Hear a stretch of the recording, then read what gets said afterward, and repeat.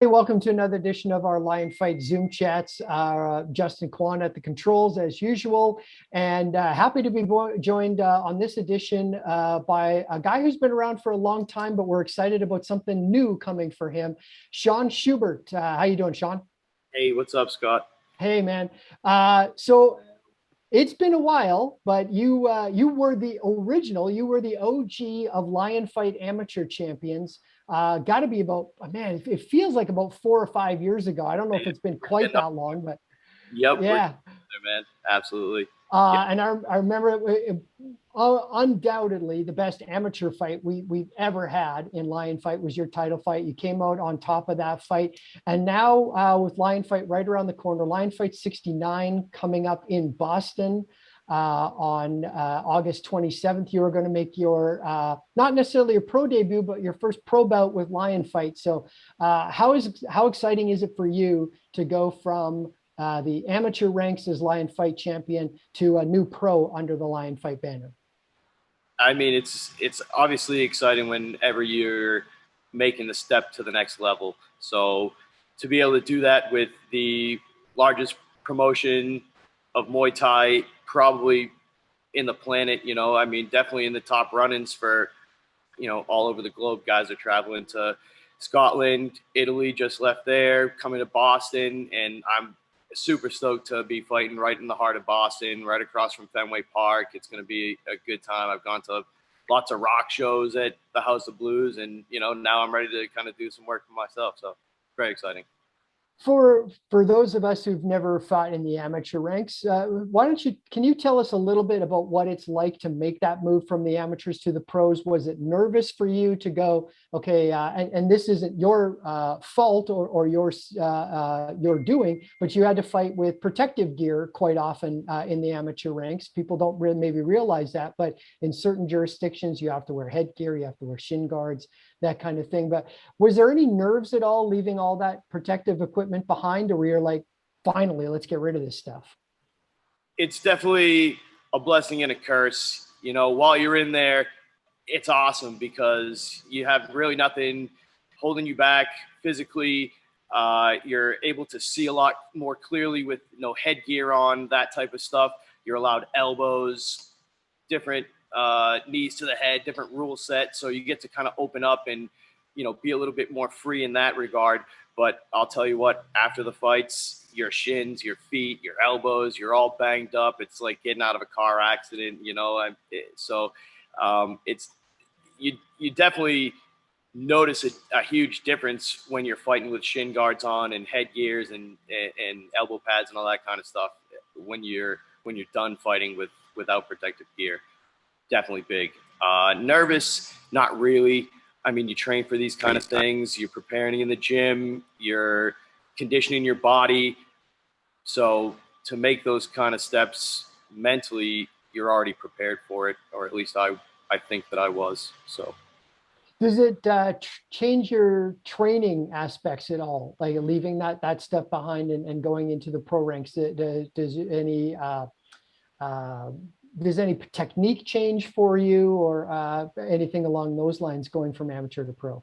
not necessarily, just the ability to, like I said, not be held back with certain rule sets, or where you're going to be able to elbow, or where you're going to be able to knee, or that kind of stuff.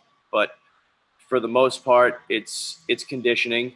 The guys in the pros are going to be fast. They're going to be conditioned. They're going to be in shape. So that kind of stuff I've definitely paid a lot more attention to, um, making sure I'm getting it done and mentally preparing myself for that, and knowing that I'm ready to go, knowing that I've put in the work, knowing that I've trained and done the drills and my mind's in the right spot. That's I think a really big thing psychologically. The biggest thing, I would say is preparing yourself, preparing your mind for what you're going to experience in the professionals versus the amateur stuff. Where do you kind of put yourself in terms of a description of a fighter? Because I think you have an interesting duality in terms of you're a thinking fighter, you're a cerebral fighter for sure, because I know you plan well, you've got a great coach around you who, does a lot of game planning and things like that. But you're also, I guess, for lack of a better term, a bit of a wild man in there too. Like you will throw down and let loose. So how do you balance the two, being a thinking man fighter and maybe a touch of a brawler? Yeah, I think maybe having that brawling mentality is more of along the right description. I think being wild kind of makes everything sound a little sloppy, which, in my opinion, I wouldn't say it's necessarily sloppy. It's certainly not traditional Muay Thai. Yeah. I wasn't brought up training in Muay Thai. I was brought up training classical karate, Shotokans, Kempos, doing that stuff as a kid. And then the UFC came out in the 90s. Everybody in the area started doing MMA style training and kind of mixing it up. And from there, I started really exploring. And my first goal was to test my martial arts and see if my black belt and all that kind of stuff was for real. And I found out that a lot of that stuff falls by the wayside when you're getting tested and it's under pressure. And, guys that are fighting boxing in MMA style or kickboxing style, it's a different kind of game. And I mean, it's definitely made me part of who I am and helped me with my mental preparation and gives me a different look at what I'm going to do, because in my opinion, I'm more of a well-rounded martial artist where I've done security work. I used to bounce in Boston. I train a lot with a knife crew that does a lot of scenario-based, live-based. The Amok methodology is something that prepares you for an everyday situation. So the angles that I look at, the fighting that I look at, it's all over the place. I'm studying videos of street fights and Muay Thai and all these different facets that I'm taking in. So I think the way that I approach fighting might be different than somebody that's trained purely in Muay Thai, or they go to this style gym or that style gym. And my whole thing is about functionality and not necessarily about this technique or that technique. Yeah. And I think that's, kind of, I was wanted to ask you too about, so for people who haven't seen you yet before and are going to be seeing you for the first time on UFC Fight Pass, what would your description of yourself as a fighter be? And I think you've kind of nailed it in terms of being all around yet untraditional. yeah, I mean, look, I'm a fighter. I know it's going to be exciting. Like you said, I'm not afraid to stand in front of anybody. I'll definitely bang if somebody is going to, kind of hold my feet to the fire. Like, you're going to know you were in a fight with me. I'm definitely going to fight you from the first bell to the last bell, or I'm going to knock you out someplace in between. But you're not going to stop me from fighting. And it doesn't matter what the rule set is. So the idea of going from amateurs to professionals, I fought boxing, I fought K1 style rules, I fought Muay Thai style rules. I just fight. I like to fight. So if it's throwing hands, I'll throw hands. If it's hands and legs, I'll mix it up. I'll fight Muay Thai. I'll fight clinch. I'll fight with elbows. I'll fight with not. It doesn't matter. I like to mix it up. And Muay Thai is just the rule set that really fits me the best. And I get to kind of open up the most and use the elbows, use the knees, the sweeps, all that kind of stuff. And it just has to me, the most all-around striking that you can get, especially in a sport style setting without, doing anything in a security or a street style. Yeah. And you're going to go head to head against Jose Montalongo on August 27th at the House of Blues in Boston. I think it's going to be a really exciting fight. And if somebody said who's going to steal the show, I think it could be you two, because I think that, you have that style. He seems to have a very aggressive, I just want to throw down kind of style too. And I think that while both of you have maybe similar styles, I don't think it's going to be a drawback at all. I don't think either one of you are going to be overly cautious. I think you both are going to just get after it. Well, that will be exciting for the fans, definitely, for sure. I really hope he can withstand the pressure that I'm going to bring to him, because Okay. definitely going to be nonstop.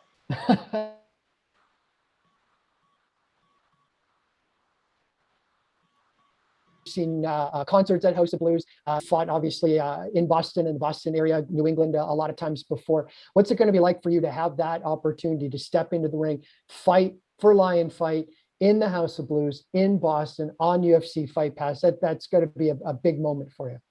Yeah, it's definitely going to be a big moment. I mean, you know, as a kid growing up in this area, you go to Foxborough, you go into Boston, you, you know, this is it. Like I said, it's the heart of the city, man. Like it's where everything's hopping. You know, the nightclubs, all the tourist spots. You know, the city of Boston is renowned. People from all over the world come here, different seasons, different times to catch the Bruins or the Red Sox or the Patriots, whatever it is, and to be kind of at that high echelon with everybody in the UFC, in the Fight Pass realm, in that professional sports realm. It's very exciting to follow your dreams and make it a reality. Sure. Okay, and I want to ask you about another Boston fighter. You're going to see in the main event Steve Walker. Steve's going to be defending his North American Super Cruiserweight title. What's it like? I know you're obviously at different gyms and things like that, but I know you watch Steve Walker, and just from your perspective, it's got to be pretty fun for a young fighter like yourself to be on that same card with a guy like Steve Walker. Oh, absolutely. Steve is a great guy. I cannot say enough things about Steve Walker. He is down to earth. He's a phenomenal athlete. He works harder than anybody in the area, and he is for the fans. He is for his city. He is for Massachusetts. He is for local fighters. He's come down and done charity work with me. He's gone to different events and hung out and signed autographs for kids. I mean, Steve Walker is an all-around great guy, and he's definitely what you want to be the face of your organization, or your champion, somebody in your city that people are looking up to. So to be able to share the stage with him is definitely big time for me. Have you got a tornado head kick knockout in your back pocket too, or not yet?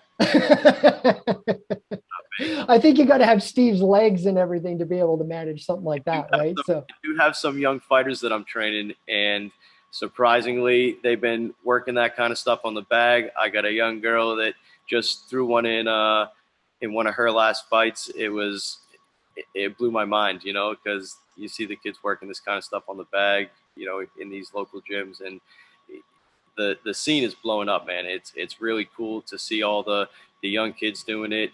It's very cool to see, you guys coming to Boston and showing some love to the city. And, like I said, it's one of the biggest promotions showing Muay Thai in the whole world. So to be able to bring it to the hometown is very exciting. That's awesome. Well, Shaun, I want to thank you for your time on this. We appreciate it. It's getting close to fight night for you, and I know you're getting in that last minutes of training and preparation and stuff. So thank you for doing this. We're looking forward to seeing Shaun Shubert against Jose Montalongo.